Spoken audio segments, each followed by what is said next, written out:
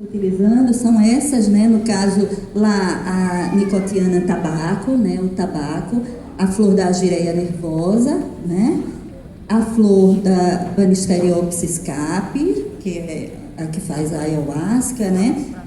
A flor da rainha, Psychotria viridis, e a da Datura stramonium, que são flores utilizadas para fazer floral de lis também. Tem várias outras, né? Então, eu estou até meio nervosa um pouquinho, confesso, mas eu vou tentar apresentar bem rápido. Tem milhares de slides, né? Então, a gente vai ter de ir bem rápido para poder passar adiante. Então, sobre a essência floral, é uma explicação bem rápida, que é a florzinha colocada na água de manhãzinha cedo, e o que passa para a água é só algo energético. Então, não é uma fitoterapia, não existe uma extração de nada em termos concretos. Então, a questão do floral é só energético. Pode ir para o segundo. Aí, quando eu fizer assim, aí você já vai, né? E o Dr. Bach foi o que retoma essa prática, né? Ele era um bacteriologista, um homeopata, né? E aí ele vai, e de uma forma bastante espiritualizada, eu assim fico impressionada como os florais, e aí não são utilizados dentro de rituais religiosos, é só utilizado como uma medicina, né? Um medicamento quase, né? E não como uma terapia ou dentro de contextos de práticas religiosas. Tanto que isso é uma citação dele: é obedecendo os comandos da alma, do nosso eu superior, que nós aprendemos através da consciência, instinto e intuição, o que é importante. Então ele é bem espiritualista, né? E aí ele, inclusive, primeira geração de florais é a dele, né? Algumas pessoas, inclusive, geralmente tomam o Rescue, que é um clássico, né? Que é um floral de Bach muito utilizado pelas pessoas, né? E aí ele diz: a pessoa pode falhar na lição, né, dos seguintes, com relação ao poder, ao conhecimento intelectual, amor, equilíbrio, serviço, sabedoria, perfeição espiritual. Essa é uma orientação como sendo algo problemático dentro de questões relacionadas à personalidade. Seria a primeira geração de florais. Existem inúmeros sistemas internacionais, não só os florais de Bach, do Havaí, inclusive o de Havaí faz floral até de baleia, de golfinho, né? É até interessante. E sistemas nacionais, o que é interessante é que o Brasil chama a atenção que é o país que mais tem sistemas de florais variados, né? E aí eu cito aqui o de Minas, o da Amazônia. O da Amazônia foi, inclusive, o que eu tive formação. Então, eu já fiz cursos de florais da Amazônia, e foram os florais da Amazônia que, quando eu cheguei em casa, no primeiro curso que eu fiz, que eu olhei o meu jardim, eu disse: por que eu não faço florais de flores do meu jardim? E aí tive a ideia de começar a fazer floral e começar a aprender. Então, eu estou atualmente associada a uma associação de floral, estou credenciada, inclusive, para dar cursos de florais de lis, né? E trabalhando dentro de uma lógica de uma influência dos florais da Amazônia e eu ia falar alguma coisa, mas vamos lá. Então, eu estou falando florais da Amazônia, já pensava que estava isso. E aí os florais da Amazônia, que eu considerei bem completo, elas trabalham, são duas idealizadoras, né? Que é a Isabel Barcé e a Maria Alice, né? Eles trabalham, elas idealizaram, né, de uma forma tal que trabalha também com a noção de chakra, trabalha com relação aos orixás, com os elementos terra, fogo, água, né? Isso tudo relacionado às flores que compõem essa classificação aí abaixo que elas trabalham do sistema. Quando a gente fala um sistema de floral, é o conjunto de plantas, de flores que fazem parte desse, não é? Aí os florais de lis, pode passar adiante, porque essas explicações dos florais de lis, só esse detalhezinho, pode passar adiante. Não, voltando. Esse último itemzinho, que é o que tem de novo nos florais de lis, é utilizar também, falar nisso agora que eu me lembrei, eu trouxe um floral, se vocês quiserem colocar naquela água. Pode colocar, é um floral da Psychotria viridis, feita com pode colocar. Florais de lis de Psychotria viridis, feito com turmalina cor-de-rosa, né? A turmalina cor-de-rosa atua num chakra que é chamado chakra do zelo e está relacionado aos chakras superiores, a cor magenta, né? Bom, e então essa é a novidade, e essa seria a terceira geração de florais, que são os florais feitos com cristais, né? O cristal, na realidade, ele potencializa no sistema como eu estou trabalhando, ele potencializa determinado chakra que aquela planta atua. E eu vou explicar como eu trabalho com essa ideia de chakra dentro de uma orientação ayurveda, né? Com questões energéticas do corpo. Aí eu tenho uma citação aqui de Gerber, né, que é um médico, e aí eu vou para uma literatura, né, procurando me apoiar cientificamente, e o Richard Gerber, ele escreveu um livro, Medicina Vibracional, onde ele vai trabalhar com todas as formas de medicina que são uma linha, como ele explica, einsteiniana, e não uma linha newtoniana, que seria a da tradicional alopatia e tudo mais. E ele coloca, por incrível que pareça, aí eu vou passar mais adiante, porque ele tem toda uma explicação como o floral é absorvido pela corrente sanguínea, atua a nível do sistema nervoso, e aí tem energeticamente atua num campo eletromagnético. Então tem uma explicação lógica, eu diria, dentro da própria biologia, para a eficácia e atuação de florais. Pode passar. E aí várias explicaçõezinhas de citações, me perdoe, tantas imagens lindas que foram mostradas aqui agora há pouco, e só muitas palavras, mas eu vou adiante para a gente poder, pode ir indo adiante, para a gente, vocês não precisam nem ficar tão lendo tanto, pode ir passando, né? Até chegar ao de chakras, pronto. Então, dentro da lógica dos florais de lis, dos florais de flores que estavam presentes no meu jardim, eu achei que seria interessante trabalhar com a ideia de chakra, né?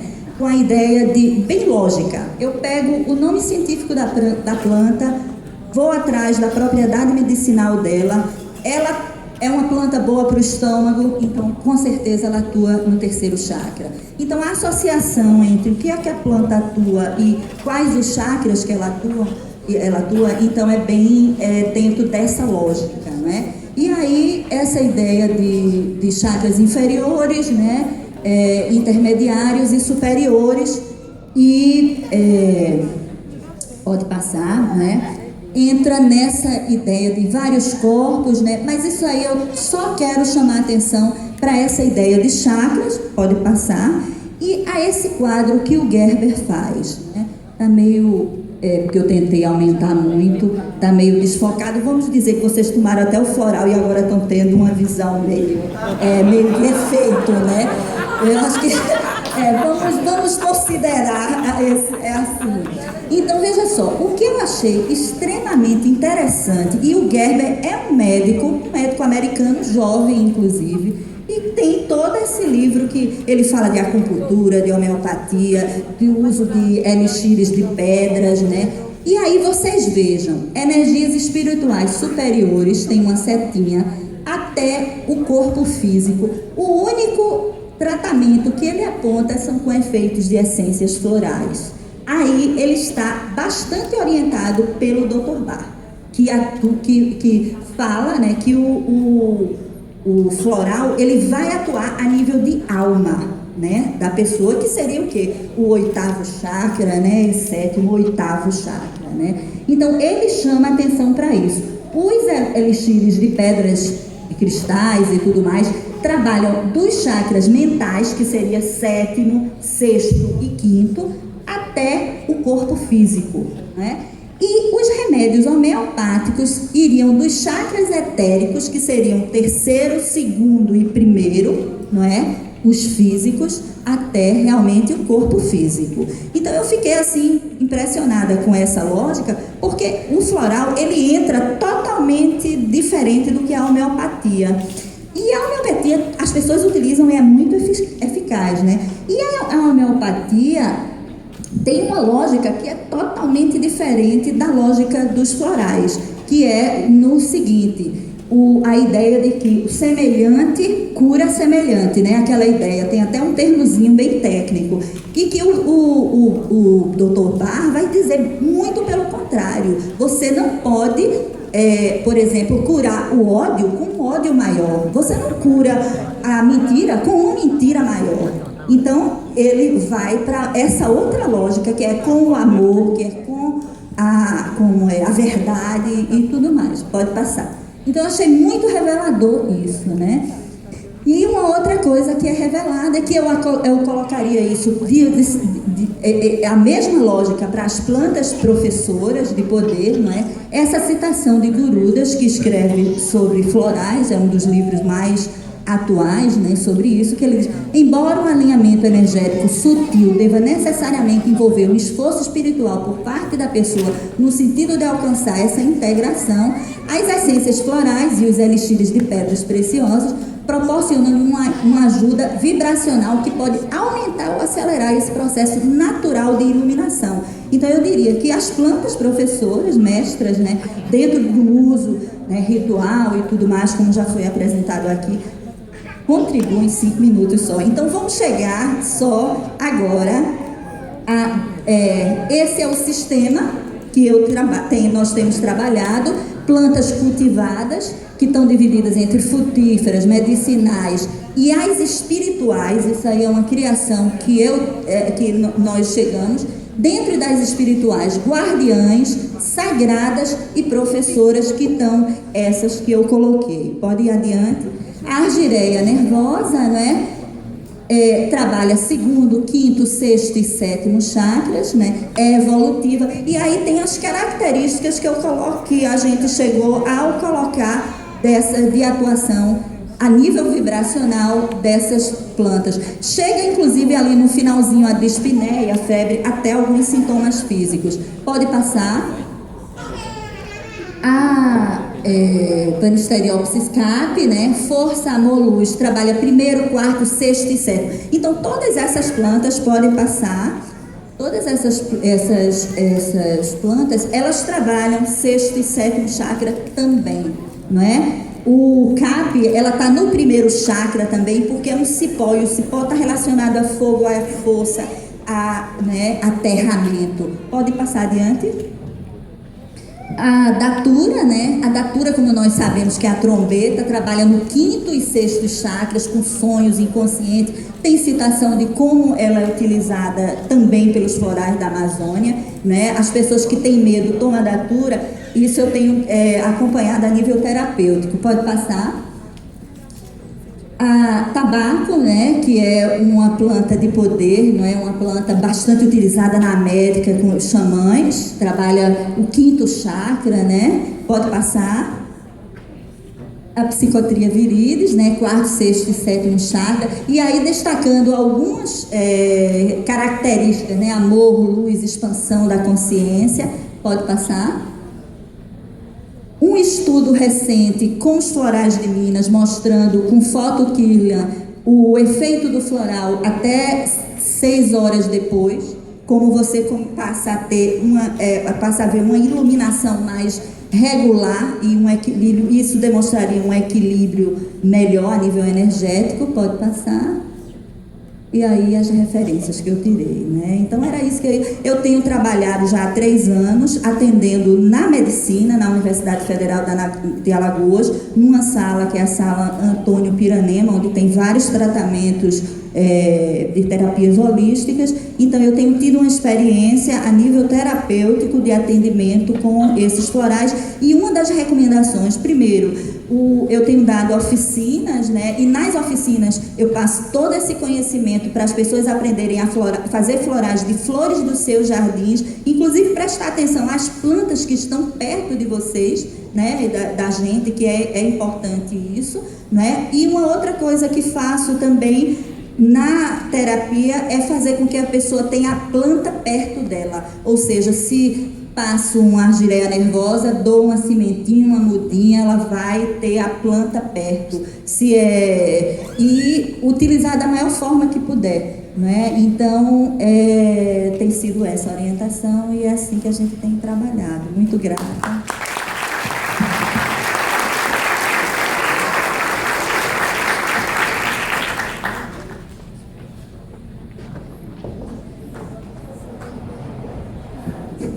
Obrigado, Silvio. Muito satisfeito com a apresentação de todo mundo e muito satisfeito também com essa plateia, né, tão atenta, interessada. Eu acho que nós temos agora uns 15 minutos para perguntas, né? 15, 10 minutos. Vamos fazer bloco de 3 perguntas, se der para avançar. Eu pediria que as perguntas fossem mais pontuais possíveis e as respostas também não fossem novas palestras, para a gente conseguir maximizar as perguntas. Ele, ela, ou os dois. Boa tarde a todos. Parabéns pelo tema incrível. Eu sou professora de plantas medicinais, mas não trabalho diretamente com o tema, mas acho extremamente interessante. E tenho 2 comentários, 2 perguntas, na verdade. Um deles é para o Robson, acho que mais diretamente, é sobre a jurema. Que aqui no Nordeste a gente tem vários tipos de jurema, você comentou, né? E no semiárido temos várias. E eu ouvi numa palestra, inclusive, uns jovens, não por serem jovens, mas dizendo que pegavam a raiz da jurema branca e tomavam. E eu gostaria primeiro de saber qual é a jurema que é usada, né, assim. E o outro comentário é que, na verdade, esses rapazes não estavam falando de nenhum tipo de ligação espiritual, nada assim. Era, como você falou, não é indicado para fins recreacionais. E era meio assim, bem nesse sentido.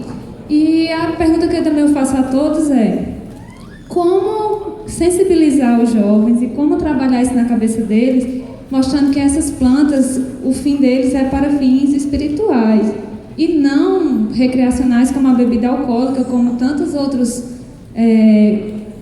usos, né, com plantas inclusive, ou com álcool, seja o que for. Eu gostaria de saber a opinião de vocês sobre esse assunto. A outra pergunta, por favor. Boa tarde. Meu nome é Mauro, eu sou biólogo e trabalho em Açu, no Rio Grande do Norte. Eu vim exclusivamente para esse evento, que eu já ouvia falar há muito tempo. Eu tenho uma curiosidade muito grande de saber o seguinte: muitos animais já consumiam diversas drogas e cogumelos para diversas finalidades. A gente sabe que gatos, cachorros e animais selvagens consumiam já algumas drogas, algumas plantas, e com isso o ser humano aprendeu a utilizar. Eu faço a pergunta para a mesa seguinte: como que no Amazônia, com cerca de 70 mil espécies de plantas, no mínimo, os indígenas, os povos ameríndios, conseguiram saber que a chacrona e o cipó podiam ter essa combinação? Vocês veem uma ligação mística direta nisso? Eu queria uma explicação, porque isso não pode ser uma coincidência. Eu queria saber assim, se vocês veem uma comunicação direta, de um presente direto de Deus, deu essa receita, porque eles não poderiam, como combinar 60 mil espécies de plantas, isso é impossível. Então, eles encontraram essas 2 plantas, misturaram nas proporções certas e encontraram essa maravilha que é a Alasca.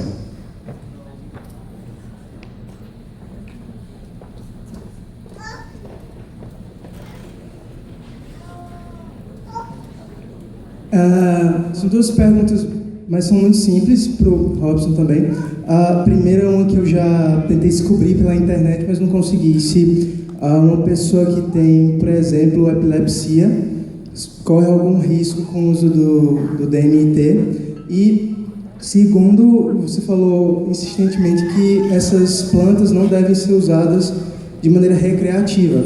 E, até onde eu sei, o Raimundo Irineu teve contato com a ayahuasca num contexto em que a palavra ayahuasqueiro tinha mais ou menos a mesma conotação que maconheiro, né? Eles usavam ali no Peru por motivos recreativos. A minha pergunta seria o que você pensa da maconha como uma dessas plantas evolutivas de consciência. Bom, fechamos agora inicialmente com essas 3 perguntas. Eu acho que vou passar para você, Robson, começar a responder. Bom, vou falar então a primeira parte de cada uma das perguntas aí, e aí vocês complementam. Então, como você perguntou aí, qual é a jurema? Geralmente essa jurema psicoativa é a chamada jurema preta, que é a Mimosa hostilis ou tenuiflora, né? Às vezes ela é hostilis, às vezes ela é uma tenuiflora, né? Ela não é nem um pouco recreativa, né? Como comento e gosto de frisar. Só um pouquinho para... Aqui. Eu não sei te responder diretamente isso. Depois, a segunda parte da pergunta eu vou deixar para eles como é que pode ser trabalhado isso de uma forma não recreativa. Eu não sei te responder essa pergunta de quem deu a receita da ayahuasca diretamente. Mas eu assisti numa palestra na UFRN em que um professor contou que os indígenas, quando se pergunta a eles quem que contou, como é que se misturava a chacrona, o jacube, como é que vocês chegaram dentre tantos milhares de plantas aí, como é que se chegou a essa receita? E eu não sei se é verdade ou não, mas disseram que foi o cogumelo que falou. Aí, isso eu ouvi nessa palestra lá. Eu não tenho então uma resposta para te dizer sobre isso, né? E aí sobre a questão da cannabis, é uma coisa que não é o meu foco de estudo, né? Não me aprofundei nesse aspecto da cannabis, no aspecto espiritual. Não sei se vocês querem comentar alguma coisa sobre isso a mais, mas não é o meu foco. Eu nunca cheguei a pesquisar sobre isso, aspecto espiritual. Peguei mais as plantas relacionadas à triptamina, que tem o DMT, que tem no nosso corpo e que em situações místicas, quase morte, nascimento, sonho, a gente também produz, meditação também. Eu vou falar rapidinho, antes de abrir para mais perguntas. Duas questões só com relação ao uso recreativo, o uso religioso, místico, e a outra qual foi mesmo? O uso... eu acho que tem duas coisas. Uma coisa é a gente aprender a separar sagrado de profano, né? Na verdade, essa separação é, em certa medida, uma invenção. E para muitos povos essa separação existe. E a espiritualidade de mística são coisas que não são a mesma coisa, né? Então, às vezes, a pessoa pode ter uma espiritualidade, né, e não está necessariamente no lado do sagrado, né? Então, acho que a gente, para pensar isso aí mais aprofundadamente, a gente devia repensar certas categorias, né? Certa experiência, 3 jovens que vão pegar a casca da raiz da jurema, porque aprenderam na internet fazer uma mistura e etc., e vão se reunir num determinado lugar, achando que vão ficar rindo, inebriados. De repente, a experiência que eles vão ter num contexto que não seria sagrado e seria místico, mesmo não sendo sagrado a princípio. Então, são categorias que a gente tem que, às vezes, repensar e não compartimentar essas categorias, né? Agora, com relação à ayahuasca, né? São os grandes mistérios da vida, né? Das medicinas e de tudo isso, não só a ayahuasca, como outras plantas também, outras misturas. Não se sabe como é que se chegou à sua composição. Por exemplo, na década de 80, procurava-se o análogo da ayahuasca, o segredo da jurema, porque se a jurema só contém DMT e não contém um inibidor de mal, o que fazia que a jurema fosse usada pelos índios do Nordeste para ter um efeito semelhante ao da ayahuasca? Parte-se do pressuposto que o uso da jurema deveria ter o mesmo efeito do da ayahuasca, né? Mas quem disse que os índios nordestinos querem ter a mesma experiência dos índios da Amazônia, né? E quem sabe, então começou a se procurar no maracujá silvestre, no manacá, na abelha do mel sem ferrão, etc., substâncias que pudessem ser misturadas com a jurema, que seria o segredo do índio. Com o tempo paramos de pesquisar esse negócio e agora, com várias pesquisas, percebemos que a juremanina e outras substâncias dentro da própria jurema, e que se você não cozinhar, usar frio em maior quantidade, você vai ter os mesmos efeitos. Só que em vez de encharcar, o cérebro vai atuando em determinados lugares.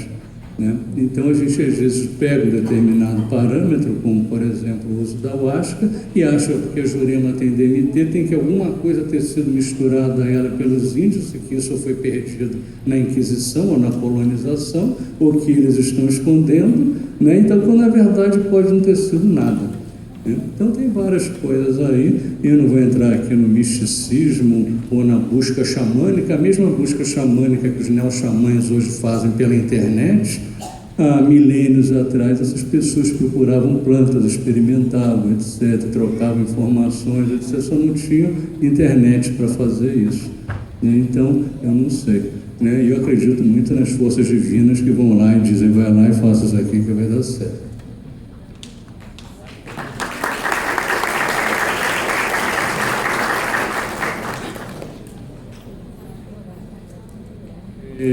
Mais duas perguntinhas, acho que para fechar o tempo. Uma ali.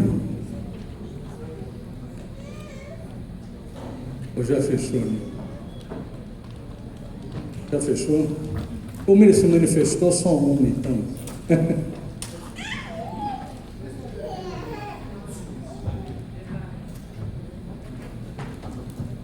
Boa tarde. Uma pergunta para o Sérgio. Como é que é visto essa questão para dentro da missa do uso do cogumelo, por que é interditado? Eu queria saber um pouco essa negociação entre catolicismo e conhecimentos locais, como é que você percebeu, e o que é permitido, o que não é permitido e por quê, como é que você percebeu essa relação? Sim. O que eu pude perceber, primeiramente, foi que a participação, né, dos massatecos, né, que se identificam como católicos, nos rituais, ela é muito frequente, muito, digamos assim, cotidiana mesmo, né, a partir das necessidades, né. Agora, a própria dinâmica de uma velada, né, que como a gente chama os ritos noturnos, né, com os honguitos, com os cogumelos, essa dinâmica, digamos assim, ela